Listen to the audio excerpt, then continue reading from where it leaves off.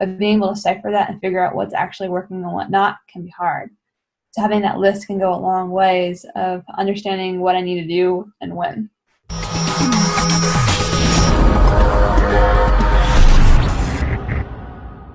Hi everyone, welcome to another episode of Entrepreneurship Decoded. I'm so excited for you guys to meet my guest today, Mikkel Leslie, a life coach with Aid Fulfillment Life Coaching. She is an awesome person. She actually was the person who helped me get a bunch of guests I've already had on. She's awesome. Her spirit and energy is really great.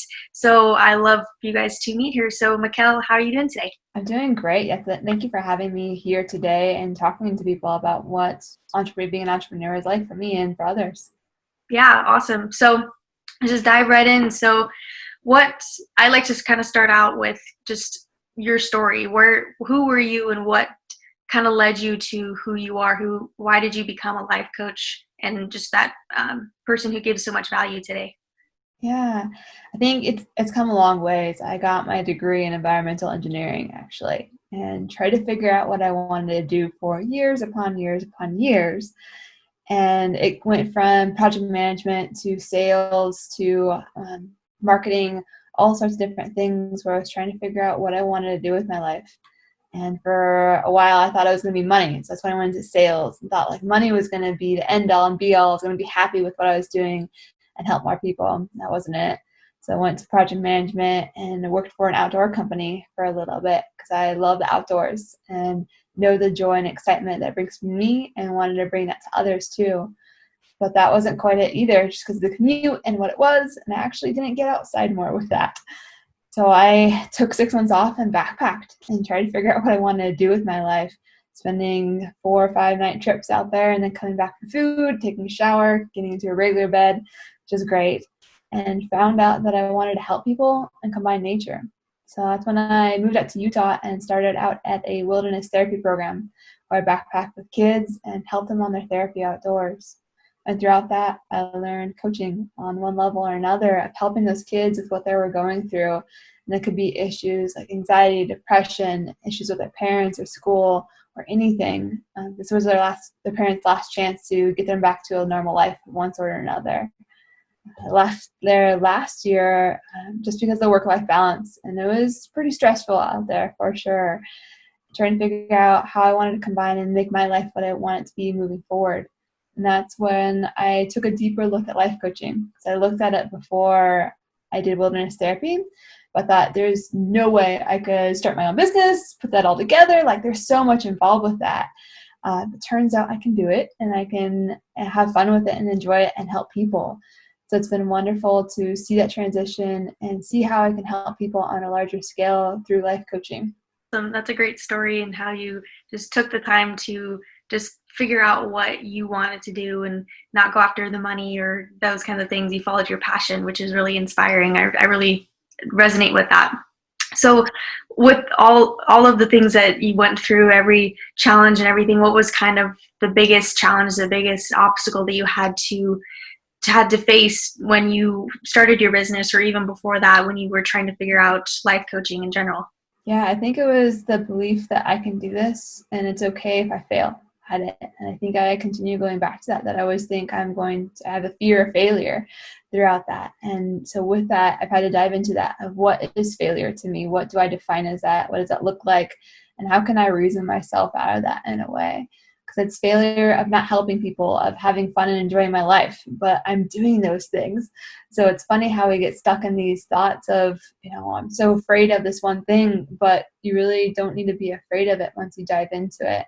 So I think that the fear is a big one for sure, as well as believing that I can do this. And that ties into the fear a bit of knowing that I can do this and want to do this, and that is enough for me to make it happen, that I am so motivated to make it happen and help more people that I'm going to do it in one way or another. And so just sometimes that belief falters when you get off a call and it doesn't go well, or you have a bad conversation with someone, or you just get stuck in the rut in one way or another. So taking that step back and realizing that you still can do this can go a long way. Great. I love that answer. So kind of going into that a little bit more, and so you kind of talked about the things that you motivated yourself internally. You're like, I have to do this. I want to take on this challenge. Were there other motivator factors your whys, external factors that were driving you to just accomplish what you've done so far? Yeah, I think a big one is just having that larger impact on the world and also seeing myself go through these things, because I focus on salespeople and entrepreneurs. And those two people I know have the biggest impact on how they're feeling and what they're doing to show up to serve the people they need to at the end of the day. So with that, I've been there. I've felt that. I've experienced that either now or before, and since both ways now. So being able to help people through that and show them that they can do more, that they can help more people, and through our work together and helping them, they can have a larger impact on the world. So it's just helping more people, help more people, help more people down the line, where we can build a society where we all care about each other, trust each other, build each other up throughout it all too. Yeah, I like how you said that people help each other, and it's kind of like a rippling effect that happens. Like when you help someone, they'll want to help other people, and it's just kind of like that ripple effect that happens. So that's an awesome motivator factor. I think that is something that we all need, something that that we're passionate about, that will drive us to get to those goals. So from all of that, all your experiences and everything, so what are you doing? What is your business exactly? Who do you help? What impact are you making every single day? Yes, so I focus on entrepreneurs and salespeople, and mostly millennials, so 25 to 40-year-olds in that age range, and helping them to deal with stress, overwhelmed, work-life balance, as well as growing their business on whatever level that is. And I do that through one-on-one coaching and talking with them on a weekly basis about what struggles they're having, what's going well, what challenges are they facing, how can we help them bridge that gap behind it. And I have them go through this form beforehand so we can jump right into that. And it's wonderful just to see, as they're writing it down, I can tell that their thought minds are thinking and going through it. And that's wonderful just to get them thinking about those topics and then be able to talk about that on a deeper level. Because on a general level, I can do fluffy, like high-level conversations of how you doing, how's the weather, all of that. But I love that deep conversation where we get into our struggles and what we're facing, how we can help each other at the end of the day. Because there's so much in that we can help change ourselves and change the world at the end of the day. Example I can think of right now is I helped an individual who was always stressed. He was driven by anxiety and stress, where he was just kind of running around with this chicken like a chicken with his head cut off, of always stressed in whatever situation, whether it's at home, life, any of it. And that impacted his business greatly because he wasn't able to respond to his clients in the way that he wanted to. He was always that stressed, like, I have to type this right now. I can't take care of myself. I can't take care of anything else. And so that led to his business falling a little bit. With that, we worked with him to create a stress level scale where we had him rank his stress on level 1 to 10. And when it was above a 6, he would take a step back and see what he could do to help fix that. Do you need to go on a walk? Do you need to breathe? Do you just need to sit there for a minute and see what was going on? And making sure that we're taking care of ourselves before we take care of others, because we can't serve others to the extent that we want to, nor they deserve, before we take care of ourselves. Yeah, that's a great point. Do you feel like entrepreneurs, like when they first start out, or even any part of their journey, their process, do you feel like that's kind of the main thing that inhibits them from from moving forward, just trying to find time for themselves as well instead of working 80 hours a week and working so hard? Do you think that's the hardest thing they have to face? Yes, I think our society and entrepreneurship in general feeds into that, where we need to work all the time. We need to grow a business. We need to find more people, and we need to do all these things. But we can't do that and show up 100% if we're not taking care of ourselves. And that lesson isn't really taught to us on one level or another, so we have to figure out that for ourselves. And sometimes that leads to some crashing and burning. When I was working at a startup a while ago, people told me they were cracking, like what cracking was. And some people like crack and they wouldn't come into work for a couple of days, and I didn't know what that was. And then I experienced it for myself when I had to tell a customer again that our project was going to be late. And I just couldn't show up. I stopped. I cried. I just couldn't do it.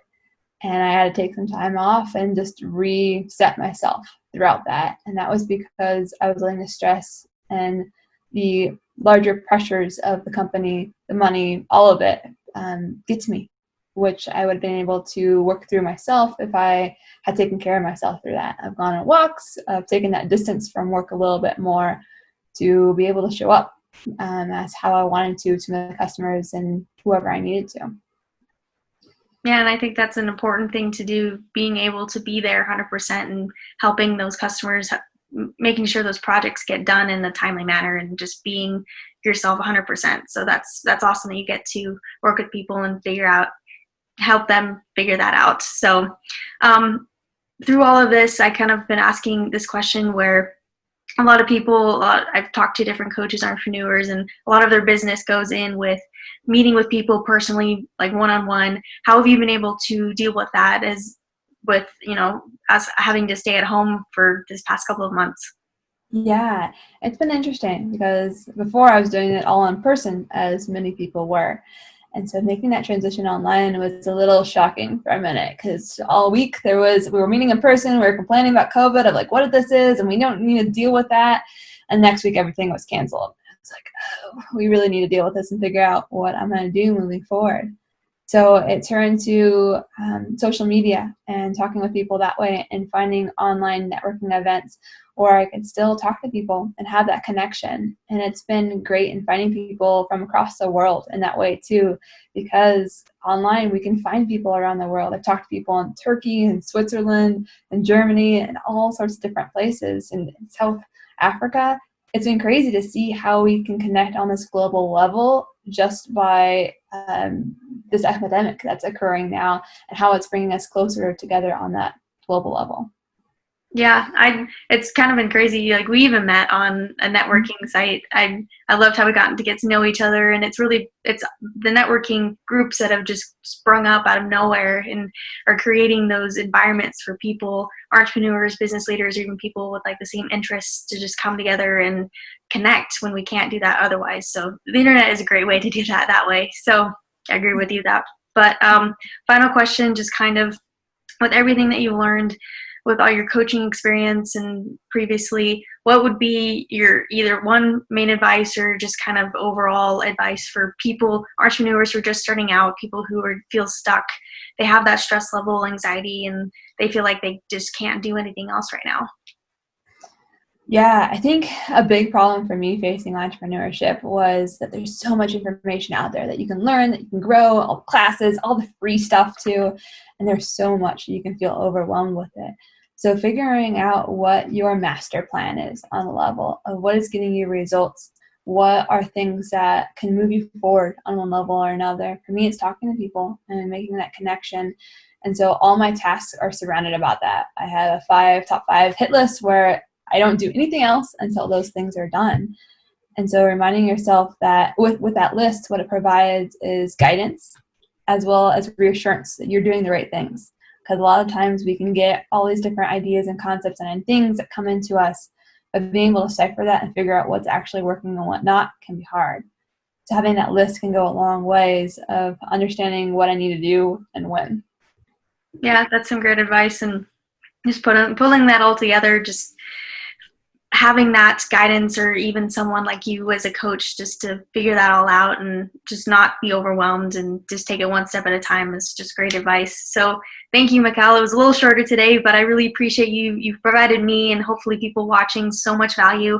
Anyone watching or listening, if you want to reach Mikkel in any way, her information is down below. And then, as you guys know, my ebook is now live, The Secret Success Guide, to just help you figure out consumer behavior, get those tools that you need, some little secrets here and there. So that's also down below. I really appreciate all of you for watching, and thank you, Mikkel. I really appreciate your time today.